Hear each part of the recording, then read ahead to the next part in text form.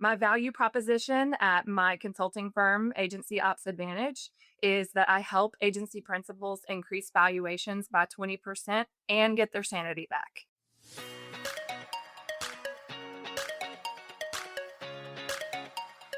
Welcome to Business Refocused, a podcast about the people, decisions, and strategies behind building a successful business. Each week, we talk with leaders and operators about what they're learning, what's working, and the challenges that come with growth. I'm Lindsay Sexton, and I'm happy to introduce you to my co-host, who just so happens to be my mom, Carrie Wallace. Let's get into it. Hey, Mom, how's it going? I'm having a great day, Lindsay. I'm back in my own office. The office is finished, which I'm loving. I actually love walking through the doors. I'm like, it looks the way that I wanted it to look and makes me feel settled in our own home. So I'm loving this. How is your day going? It's going good. We just got back from a mastermind that we just launched.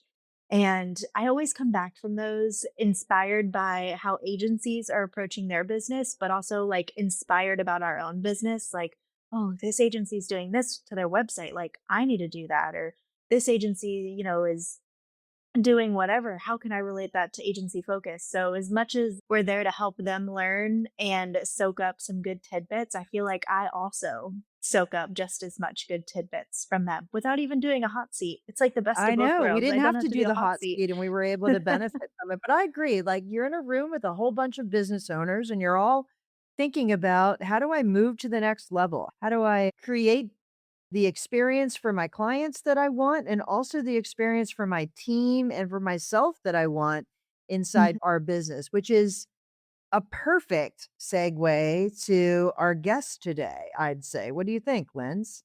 Absolutely. This is a guest that's been on the show before actually too, which is there's not too many people that get invited back, but Jessica, our guest today, has launched a pretty incredible new organization and she's doing a lot of great things to help agencies. And we wanted to learn more and hear how it's going. So, Jessica, welcome to the show. Well, thanks for having me back. I feel really special to be a repeat guest. Yeah, They're really that's kind of true. Like, we don't have a lot of people that are repeat guests, but I will say it's an elite group of people that have come twice, but you have something really related, but very different to talk about this time around, which I'm super excited. So, Jessica, for the people that maybe didn't hear your first episode and they don't know who you are, give us a super brief introduce us to Jessica and her world and what you're doing these days. I would love to hear that. Sounds great. Well, thank you. So, I am currently wearing two hats. And so, the first hat that I put on when I came into the insurance industry, I joined Johnson Insurance as a CSR back in 2014. And over the years, I've worked my way up to operations manager, VP of operations, and now COO and co owner. I've joined into the ownership team back in 2023. And during that time, my focus was on taking our agency from the Main Street kind of old school organization that our agency was founded in 1915. So we had a lot of habits and a lot of legacy and just a way of doing business that was wonderful for a period of time. And when I came on board, the leadership at the time knew that we had opportunities that we could scale and we could grow if we could get better at our operations. And so it ended up just being perfect timing that I was able to come in and help lead the transition to paperless software, get on a cloud and do all of that on the technology side of things. And of course, you look back now and you're like, wow, that was so what a different time. But alongside of the tech side of it, there's a lot of culture and morale and employee retention and development issues and challenges and opportunities that we worked with along the way. And it was very, very, very difficult, but very, very, very worth it as well. And so over that period of time, we've doubled the size of our agency. We've won several different awards and recognition, such as the Reagan Best Practices designation. We are 4 years running in a row. North Carolina's one of the best employers by North Carolina Business Magazine. And we also became, as of this year, the first insurance agency in the state of North Carolina and the first business in our county to earn the certification from NC Family Forward. And so, Family Forward is an organization that recognizes employers who create environments that are conducive to employee well being and a good family life, work life balance, and whatnot. So, similar sort of concept to the best employers. And both of those speak to what it feels like to be in our agency. But neither one of them have any kind of metrics about what our business actually does. Are we a high performing organization? So coupling those accolades alongside of the best practices, which is only data that only looks at business results, and like you could have some amazing business results and be a miserable workplace and still qualify for Reagan's best practices. Yeah. So when we got this combination of awards, it's really meaningful to me Yeah. to see that you can create a workplace that's fun to be a part of, where people want to come to work, where high performers want to come to work, and you can look for high performance and get it. Yeah. And so That's it's awesome. been a really fun journey to lead my team through that and reach this point. And that has also allowed me, now that I am a principal and we have an organization that's pretty much running on all cylinders, I get to do the fun stuff of strategic planning and making sure we continue to get results. But I'm not needed in the every minute of every day constant firefighting that I was in for a while, and how many agency principals find themselves spending their time. So it's allowed me now to have this opportunity to pursue a dream that I've had for about a decade, to go into consulting and to help other agency principals and operations leaders figure out their own path to their own version of this type of results for their agencies. So my value proposition at my consulting firm, Agency Ops Advantage, is that I help agency principals increase valuations by 20% and get their sanity back. So it's been a Well, that fun is fun thing something. to work on for me. Yeah, so Jessica, that's something. 20% increase in a valuation of an agency is pretty significant. And so talk to us about who the target is and how you're able to drive that kind of results, and also what timeline we're talking about. Mhm. So is that in 1 year? Is that in 6 months? What does that look like? Give us a little bit of the overview of who this is meant to speak to. Mhm. So my target client would be somewhere in the 1 to 10 million in revenue, my ideal client. I could work with someone outside that band, but that's where I see many agencies reach this point in their organizational development where they have systems in place and structure in place, but there's still a lot of reactive problem solving and whatnot. And they know that they could get to a higher level of performance and they could be better, but they kind of feel stuck and they don't know how to level up to that next tier of organizational development. And that often starts to hit people when you've reached a certain scale. So Yeah. you've got a team, you've got lots of people to manage and a lot of moving parts to handle. So the factors, and how do we start moving the needle on agency valuations? And I know I'm preaching to the choir, especially with you, Carrie, here. But when you look at what factors go into establishing an agency's valuation, there are the very direct numbers don't lie, speak for themselves metrics. So your top line revenue, your EBITDA, your sales velocity, all of these very concrete data points that either are or aren't where they should be. And then you also have indirect factors that I know, like for you as an agency evaluator, you would apply a bit of extra credit or you might take a little demerit Mm. on an agency according to how well it runs. So if it's super dependent on the owner and they couldn't walk away without bad things happening, or if there's a lot of friction, or if a lot of employees are at risk of not being there next year if a transition takes place, all of these things, their ability to integrate with another platform or scale their own organization, these all are kind of more indirect or soft factors that are very meaningful to the dollar amount that an agency is valued. But they're also a little bit more abstract and a little harder to quantify or tweak as directly as, well, we can sell two more policies next month and start changing those numbers. So when we're talking about 20% valuations, that is a big call. That's a push. And different agencies are going to get there in different points of time, depending on where they're starting from. 20% of a smaller agency is a smaller number than 20% of a larger agency. Sure. And so everybody's journey is going to look different. And I wish I had a magic wand and I could come in and say, well, next week, you're going to be worth 20% more. And it doesn't work that way. Yeah. In my career with Johnson Insurance, I've been there for 12 years, 14, no, yeah, 12 years working on this. So it can take a while, and Sure. I don't want to sugarcoat it for people, but it's also very much possible, and you can absolutely well exceed the 20% metric as well. So I've put that out there as like it needs to feel like a bit of a stretch, but it needs to be so desirable that you're going to want to do it.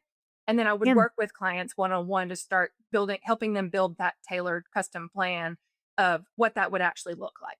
So when an agency principal is working with me, there are some pretty quick wins we can put in place. We can do a tech stack audit. We can look at compensation. We can look at like how is your org chart structured? What's missing? What's maybe where are some opportunities that you already have within you already have everything you need. We just kind of need to rearrange some things to start getting better results.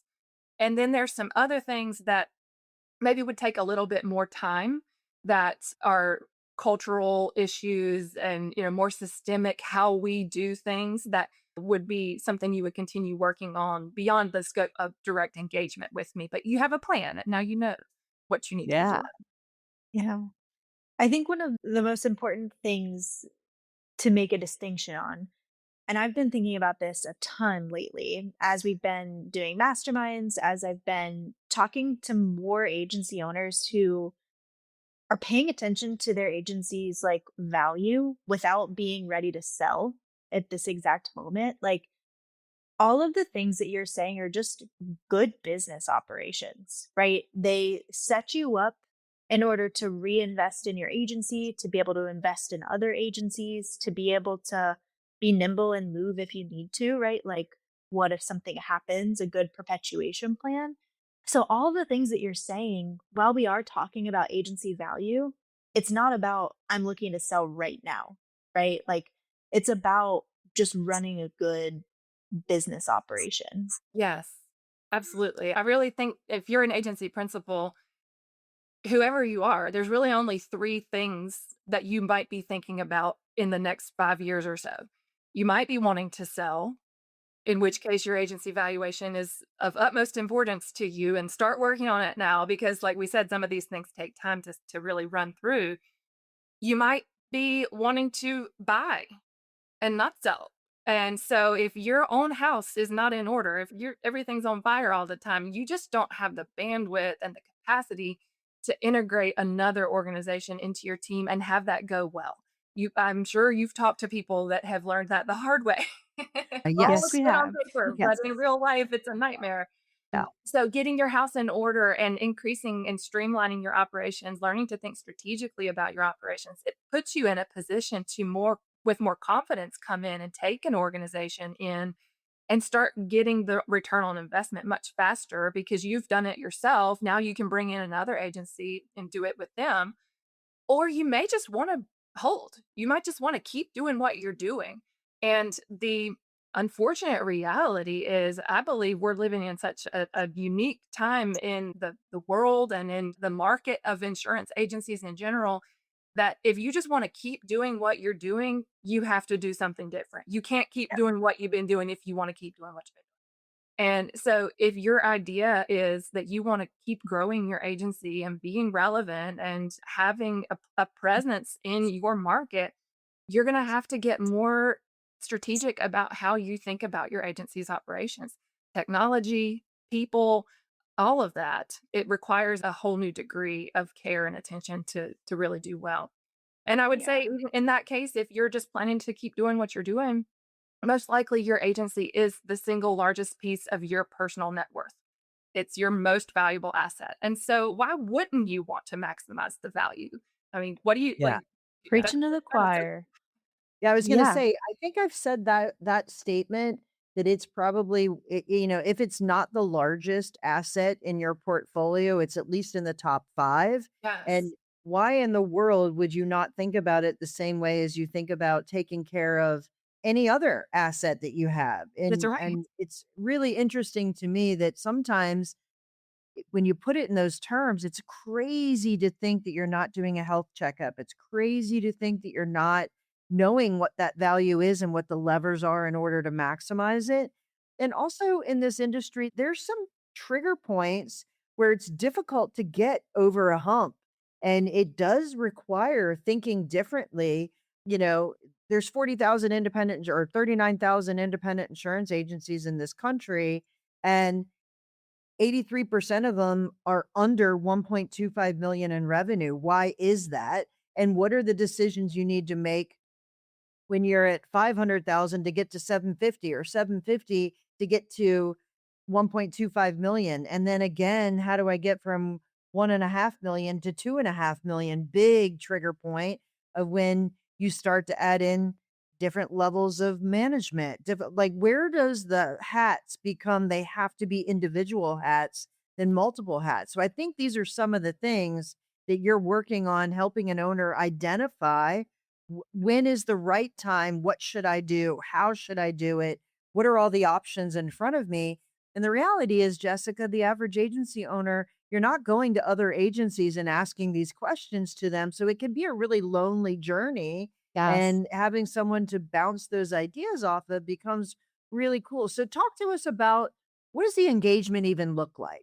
I mean, I have an idea of because we come at this a different way, obviously, but and our focus is the financial decisions that you're making and what are those impacts. But I would love to hear what does a typical engagement even look like in your world? Yeah, so I have a few different ways that I'm working with clients right now. And one way is through an 8 week one-to-one focused engagement where we're meeting for an hour once a week. Now, I say 8 week, it tends to spread out to about 4 months just due to scheduling and things that people have going on, understandably. But there are 8 weekly meetings that we have. And I've built out a curriculum of some very easy to handle and digest videos. There's about 3 or 4 short videos per week and a couple of worksheets and handouts that accompany them for people to start working through in a systematic way. Essentially, the playbook of everything that I've spent the last 12 years doing. Let's condense that time frame for you. Let me spare you as many mistakes as I can help spare you. And we customize like this. Here's a path you can take, but it's your path. So let's walk through in a systemic process. Let's start looking at your purpose. Like, why are you even doing this? What is this all for? Because so often we get busy and just we got to keep doing what we're doing. We kind of forget why. And so having that reconnecting to the purpose is really meaningful to start there first. For instance, I had a client that shared with me that I have him do an exercise called a be, do, have list. And you spend 30 minutes and it's just a pure free flow writing exercise where you write down anything that comes to your mind that you would ever want to be, do, or have. Nothing is off limits. You cannot be selfish in this. Like everything you say is fine. There is no judgment on what you're saying. And this client said that he had a dream of one day starting a foundation to help veterans. And when we talked about this, we are like, okay, this is fantastic because does your team know that you have a dream to have a foundation that helps veterans? And he's like, no. And said, what if, think about the difference if you have a revenue goal or if you have a revenue goal tied to this purpose, which Mm, one is going to get your team excited to get results? And so when you can have this big picture first of what's it all for, then everything else builds on top of that because it's going to influence the decisions that you make along the way. So we start Sure. there. Then we talk about core values and culture.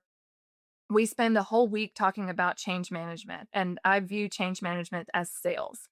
And so I have a 5 step change management sales process that helps people actually get buy-in and want to do the thing that you want them to do because you're actually solving a problem that they have.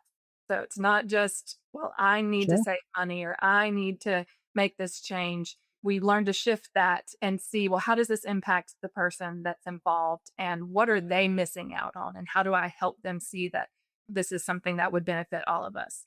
So we do a week on change management. Then we spend 4 weeks collectively looking at a tech strategy and a talent strategy. So these two major components of an agency's operations, the people.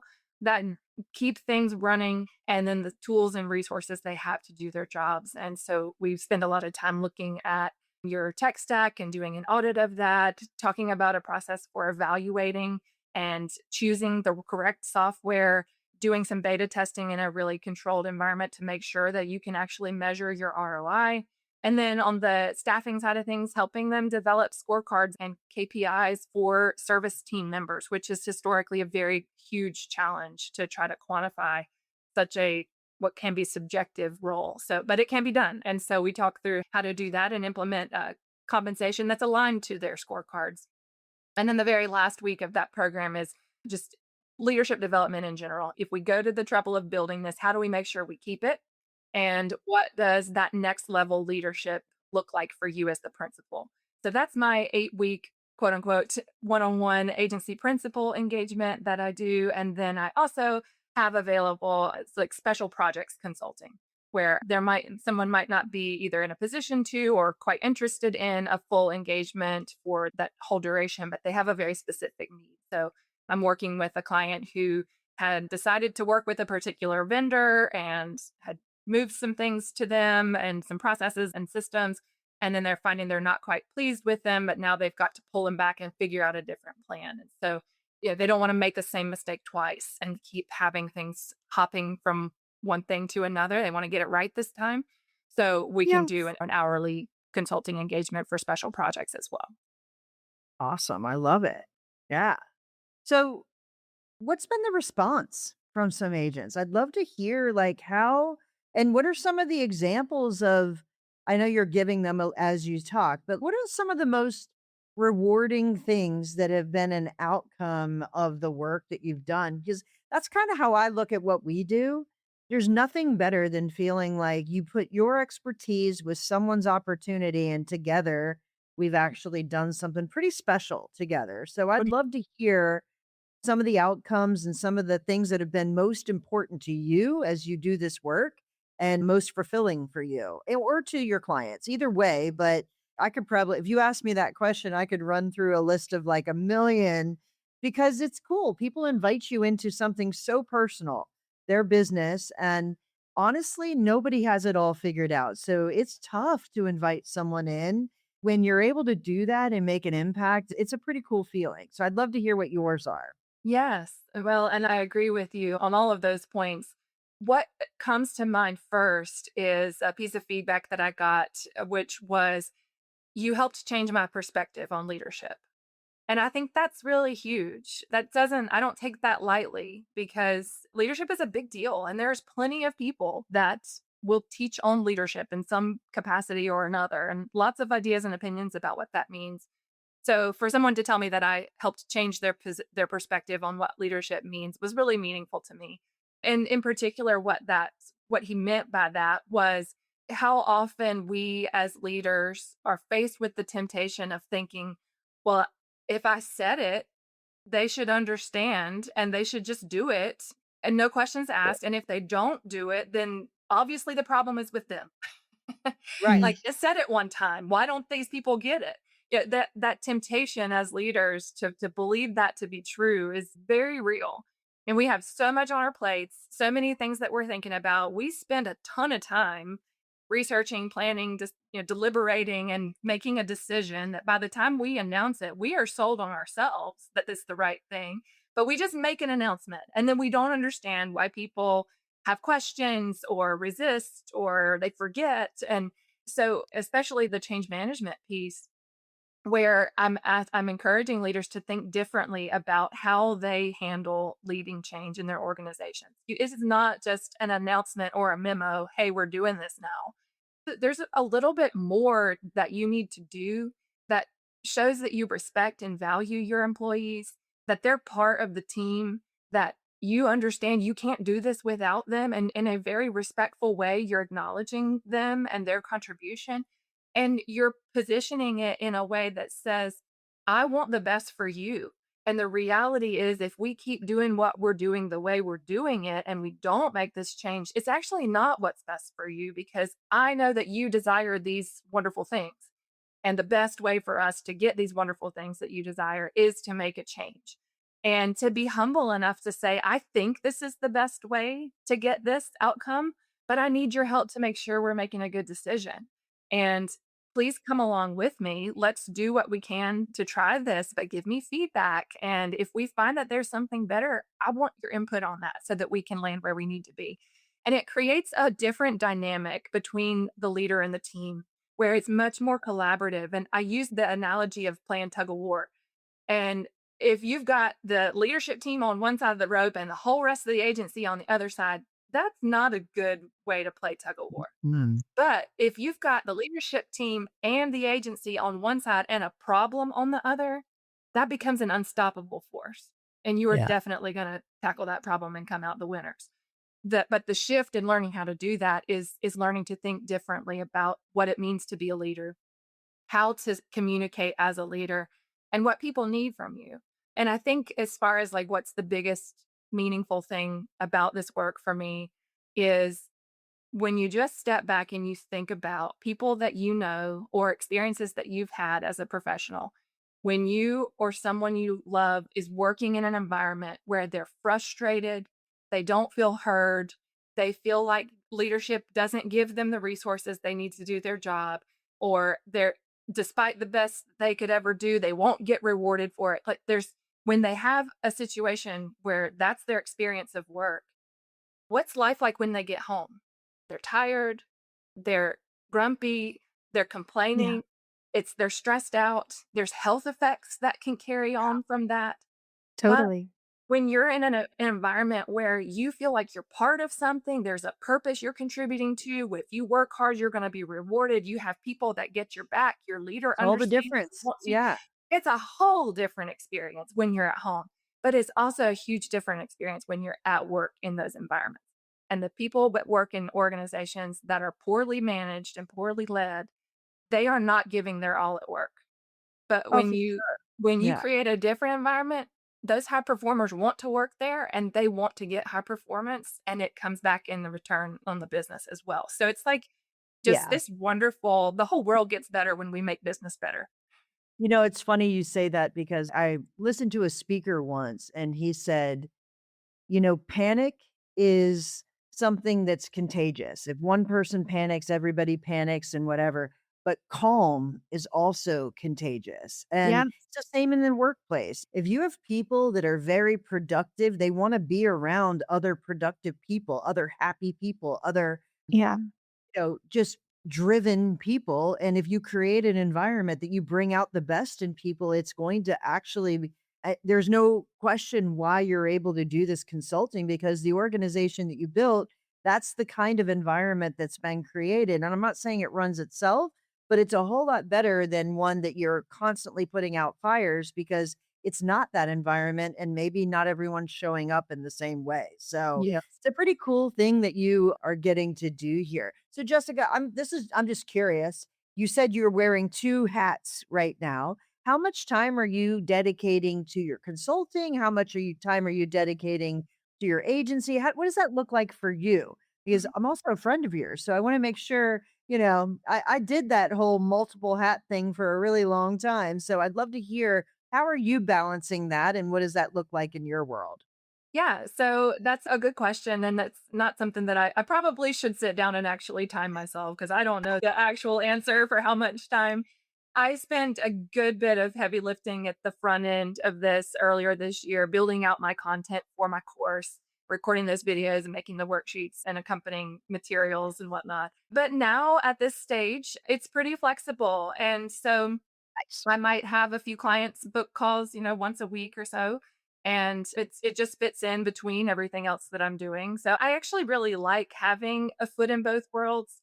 I still love our agency. I love being a part of what we're doing. And I don't want to step back from that because why would I? It's a fun group of people that are doing amazing things. And I think that that gives me a perspective as a consultant because I am still literally in their world as well. And we're Mm, used to certain vendors and facing certain challenges. And I'm in the seat with them, with my yeah, clients on the day to day. yeah, And then as my working as a consultant and engaging with other clients, like you said, I learn from my clients as well. And so if they're using something or have approached something a certain way, it helps me when I come back and be like, oh, I heard about this from such and such. Let's check it out. So it's a really cool way to be a That's foot in awesome. both worlds. And I'm just one of those people that says life is life and all the pieces fit in. And so if I need to go pick up the kids on Tuesday, then I'm going to pick up the kids on Tuesday. But I might get up early Wednesday morning and handle emails. It's who says 8 to 5 is the only time. So we just make it work. Isn't that the truth? Well, congratulations on what you're building. I know that it's a huge need for so many agencies to just have a place to be able to think about their business in a different way and think about the opportunity in their business in a really different way. And we will be following along significantly or very closely to see how this goes and support you in any way that we can. And I would love if you come back and tell us how it's going, in the future, because again, the more you can help someone build what they have in mind and be able to discern those decisions, the better off we all are, the better off our industry is. So I'm super excited for you, Jessica, and I'm glad you came and joined us today to share what you're doing. Well, thank you so much for the opportunity. It's always lovely to visit with y'all, either in person or virtually. And I'm just so excited for all the growth and good things that are happening for you and your clients as well. It's a really cool space to be in, and I'm glad we're friends. Absolutely. Me too. 100%. All right. Thanks so much for tuning in to the Insurance Refocused podcast. If you enjoyed the episode, please be sure to hit subscribe and leave us a review so you'll never miss us. Want to learn more about how Agency Focus can help you grow your agency? Head to agency-focus.com or email Carrie directly at carrie@agency-focus.com. If you need to get in touch with me, feel free to shoot me an email at lindsay@agency-focus.com. Thanks so much for tuning in. We'll see you next week.